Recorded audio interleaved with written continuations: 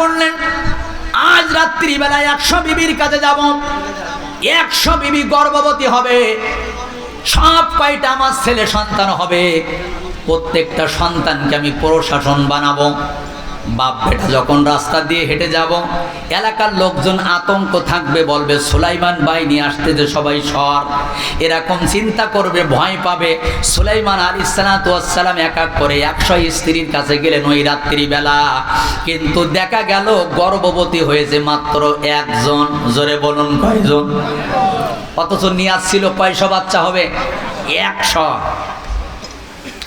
তাফসীরের কিতাবের ভিতরে আসছে ডেলিভারির সময় যখন হলো, কোরআনের একটি আয়াতে তাফসীরকারকেরা বলেন এই আয়াতের দলিলে, ওয়ালাকাদ ফাতান্না সুলাইমানা ওয়া আলকাইনা আলা কুরসিহি জাসাদান সুম্মা আনাব। জোরে কোন আল্লাহু আকবার।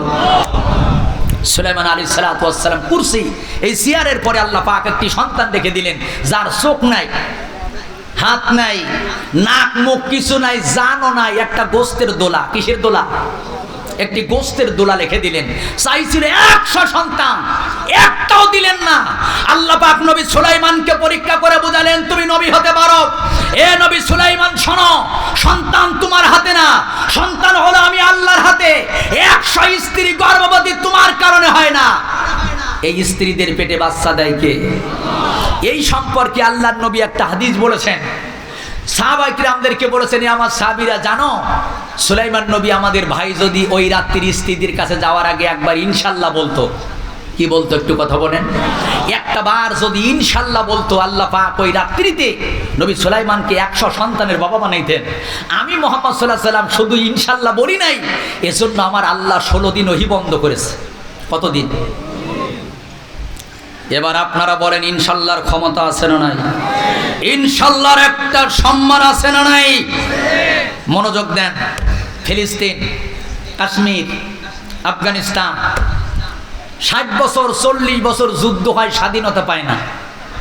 আচ্ছা, আমি চিন্তা করলাম এরা 60 বছর 40 বছর যুদ্ধ করে স্বাধীনতা পায় না, এই বাঙালি খেজুরির ডাল আর পান্তা ভাত 9 মাস যুদ্ধ করে পাকিস্তানের বিরুদ্ধে এত সহজে স্বাধীনতা কেমনে আনে?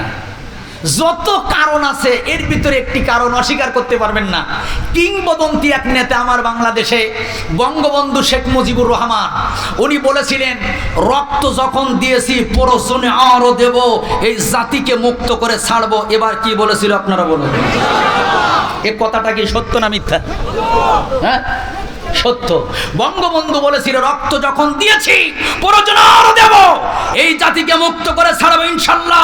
আমার মনে হয় বঙ্গবন্ধু আল্লাহর পরে তাওয়াক্কুল করার কারণে, আল্লাহর পরে আস্থা রাখার কারণে, আল্লাহর পরে ভরসা রাখার কারণে এই জাতির পরে আল্লাহর রহমতের দরজা খুলে দিয়া 9 মাসের যুদ্ধ আমাদেরকে বিজয় দিয়েছেন। কথা বলুন ঠিক কিনা?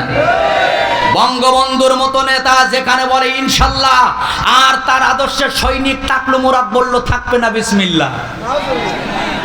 এখন বঙ্গবন্ধু যদি বেঁচে থাকতো, ওর টাকে আগে 3টা লাথি মারতো। ঠিক কিনা বলো? গোটা বেয়াদব, তোর বাবার বাংলাদেশ নাকি এটা?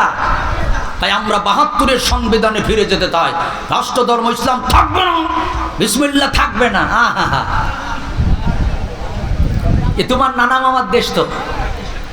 শোনেন, আল্লাহ ধরে ধরে ধরে না, ধরলে কিন্তু সবাই বলবেন আল্লাহ ছাড় দেয়, কিন্তু একেবারে ছাড়।